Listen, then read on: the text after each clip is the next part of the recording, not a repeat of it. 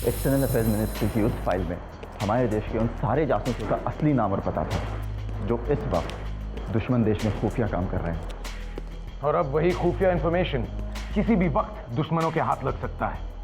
उनके एजेंट्स ने उन लुटेरों को कांटेक्ट कर लिया है और उस कोट को खरीदने के लिए वो 50,000 रुपए देने को तैयार है। सर, एक मामूली से कोट के लिए 50,000 रुपए, कहीं ऐसा तो नहीं कि वो सीक्रेट इंफॉर्मेशन किसी कोट में छुपाए गए हों? हो सकता है ग्यारी। और अगर वो लोग उस कोट को खरीदने में कामयाब हो गए तो ना सिर्फ हमारे सीक्रेट एजेंट्स का खुलासा हो जाएगा बल्कि हमारा पूरा सीक्रेट नेटवर्क तबाह हो जाएगा।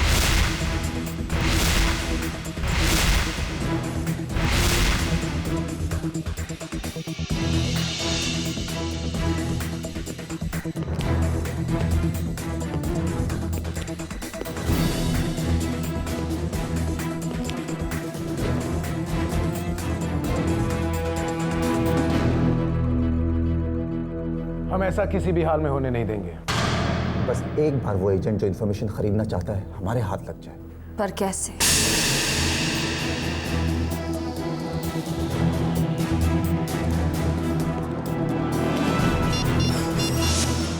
हेलो कमिश्नर साहब, मनोविराज स्पीकिंग। तो दरअसल हमें आपकी थोड़ी सी मदद चाहिए थी। सर, दुश्मन देश के एम्बेसी में क्या हमारा कोई खुफिया ऑफिसर है जो हमारी मदद कर सकता है? जी सर। जी, एक मिनट सर। ओह जी सर। जी सर। शुक्रिया सर, आप फिक्र ना करें, हम वो इंफॉर्मेशन दुश्मन के हाथ नहीं लगने देंगे sir.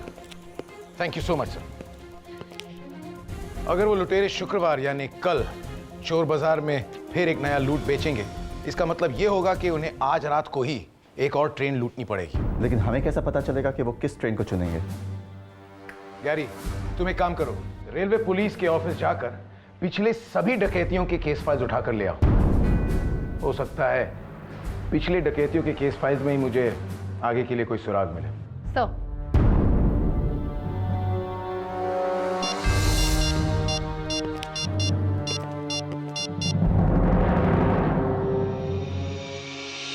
Hello, may I speak to Anjali, please? This is Mano Viraj Singh, Special Task Force.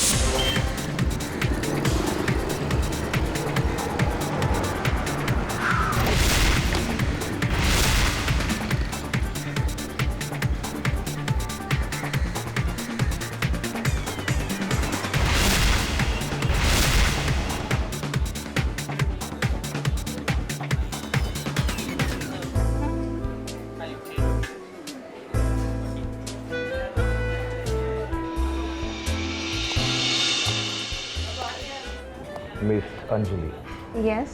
हाय, मनो विराज, हमारी बात हुई थी। हाय, प्लीज बैठिए। थैंक्स। वाह, काम के सिलसिले में हम ऐसी जगह कभी आते ही नहीं। आप कुछ लेंगे? कोई भी फ्रेश जूस। Thank you. बताइए, आप क्या जानना चाहते हैं?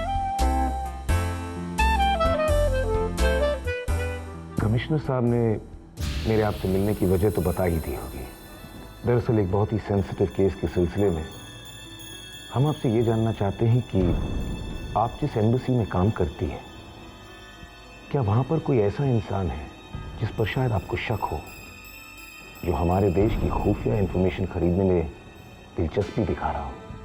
कुछ दिनों पहले एम्बेसी में एक शख्स का दाखिला हुआ है। नॉर्मली नए स्टाफ के बारे में हमें 2 महीने पहले ही पता चल जाता है, पर इस शख्स का ट्रांसफ़र अचानक किया गया है। Thank you. जी, आप कह रही थी। हैरानी की बात यह है कि ख़ास इसके लिए एक नई डेजिग्नेशन बनाई गई है। ये मुझे मिलेगा कहाँ? इसे आप आज शाम ठीक 5 बजे बरिस्ता कॉफ़ी शॉप में मिल सकते हैं। वो वहाँ किसी से मिलने जाने वाला है। मैं उसे पहचानूंगा कैसे? उसकी उम्र करीब 35 साल और कद होगा तकरीबन 5 फुट 10 इंच। आज उसने वाइट टी शर्ट और ब्लू जीन्स पहन रखी थी। White T shirt, blue jeans. जनाब का नाम क्या है? अमित, पर ज़रूरी नहीं कि ये उसका असली नाम हो।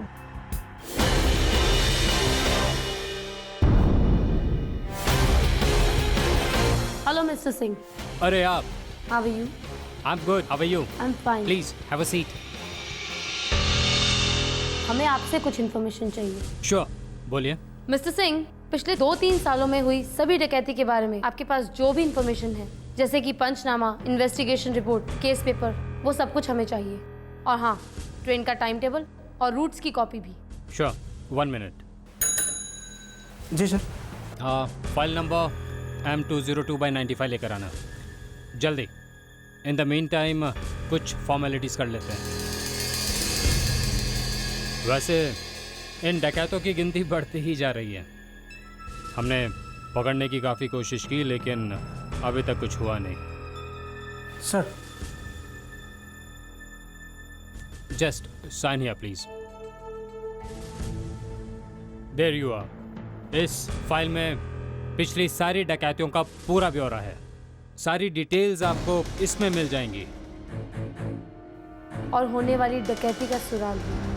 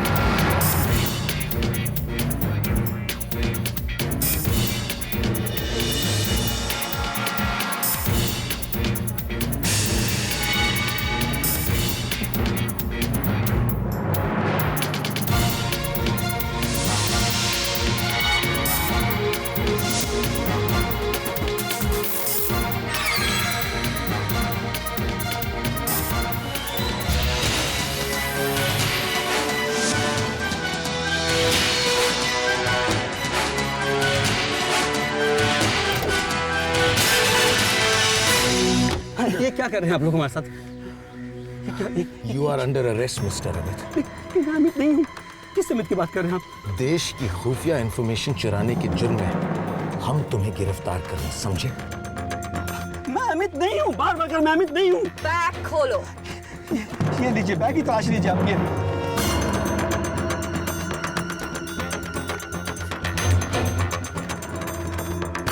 फिर अंदर क्या कर रहे थे तुम? अरे मुझे किसी ने इन्फॉर्मेशन दी कि तुम कॉफी शॉप में जाओ, ब्लू जीन्स और व्हाइट टी शर्ट में, वहां तुम्हें कोई ब्रीफकेस लेकर आएगा, और उसने मुझे 10,000 रुपये दिए।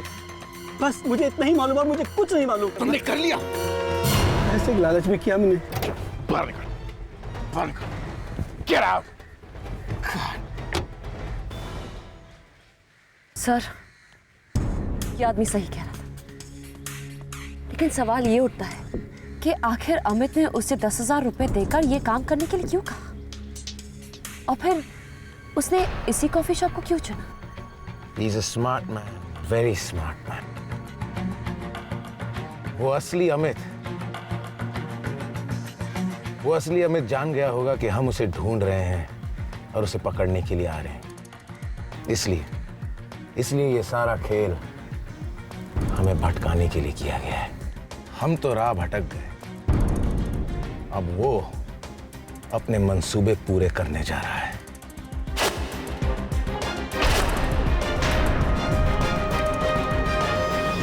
Coffee shop.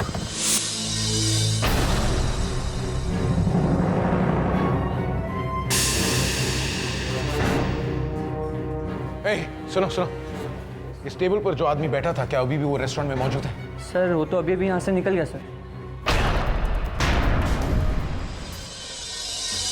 अमित हमारे हाथों से साफ निकल गया। अब दोबारा उसे ढूंढने में अगर हमने वक्त जाया किया तो यकीनन ये इंफॉर्मेशन दुश्मन के हाथ लग जाएगा। इसलिए लुटेरों को पकड़ने के अलावा हमारे पास और कोई चारा नहीं। Carry, history. मैंने डकैतियों के केसेस की फाइल स्टडी की है। पिछले 2 महीनों में ये चौथी वारदात है। और ये किस रूट पर की गई है? ज़्यादातर ये दिल्ली बॉम्बे रूट पर की गई है। हमें ये पता है कि ये लुटेरे हमेशा अलग अलग ट्रेन को टारगेट करते हैं, लेकिन इस बार उनका क्या शिकार है ये हमें कैसे पता चलेगा? सानिया, इसका भी एक पैटर्न है। 90% ये लोग हॉलीडे स्पेशल ट्रेन को अपना टारगेट बनाते हैं। ओह, हॉलिडे स्पेशल, इसका मतलब है सहपरिवार पैसे सहित ट्रेन। सर, एक और बात, ज़्यादातर ये डकैतियाँ रात को 9 से 11 के बीच लोगों को बेहोश करके की गई है। 9 से 11 के बीच ही क्यों? उससे पहले या उसके बाद क्यों नहीं? क्योंकि 9:30 बजे ये ट्रेन बड़ौदा पहुंचती है। बड़ौदा से सूरत के बीच ये ट्रेन थोड़ी धीमी हो जाती है। उस वक्त इन लोगों को अपना काम करने का पूरा मौका मिलता है। और हमारी इंफॉर्मेशन के मुताबिक ये लुटेरे कल यानी शुक्रवार को अपना लूटा गया माल चोर बाजार में बेचने के लिए आएंगे। इसलिए जो कुछ भी होगा आज रात को ही होगा। और आज रात इनका टारगेट होगा दिल्ली मुंबई सेंट्रल एक्सप्रेस।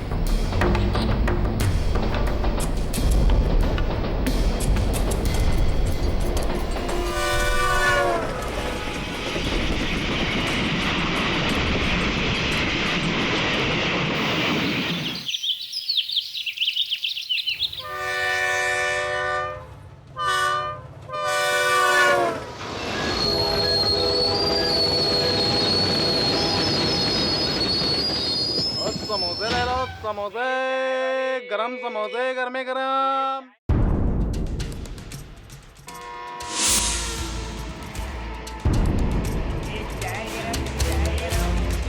और ठंडा ले लो, ठंडा।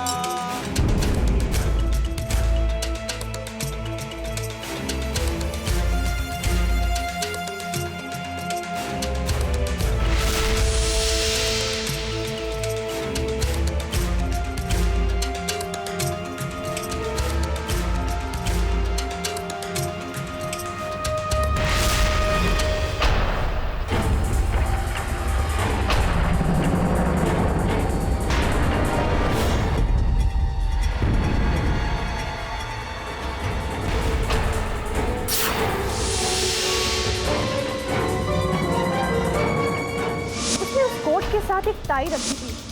वो टाई के ऊपर एक बैज भी था जिस पर ड्रैगन बना हो।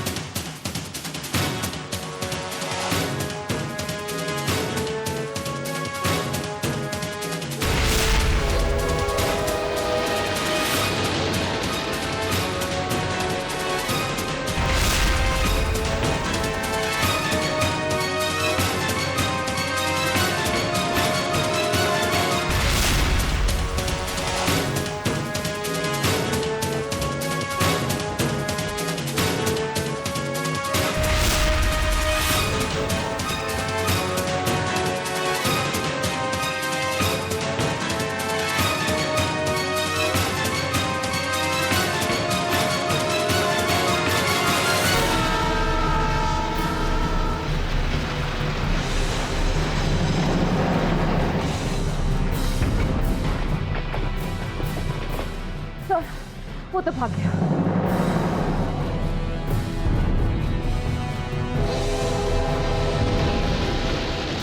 चलो हेडक्वार्टर चलो।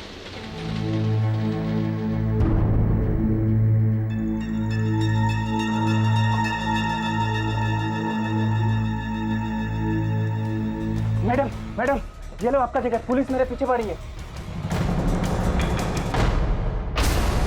जल्दी करो।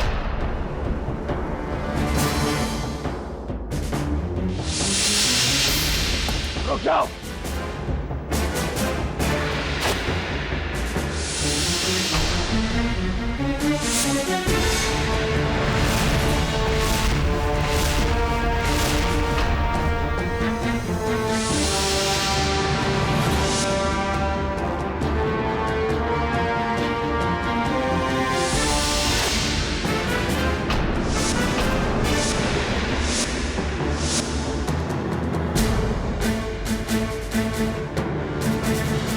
Anjali,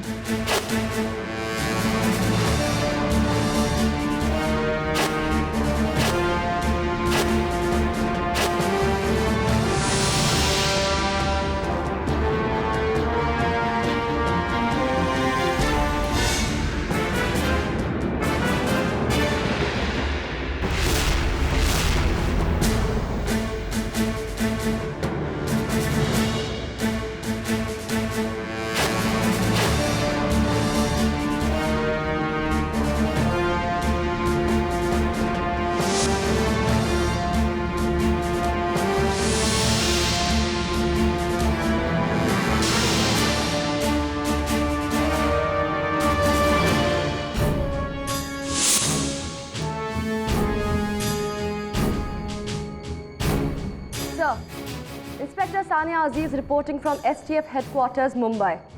Mission accomplished, sir. हमने सीडी बरामद करने में कामयाबी हासिल की है. Information and identities are now secured, sir.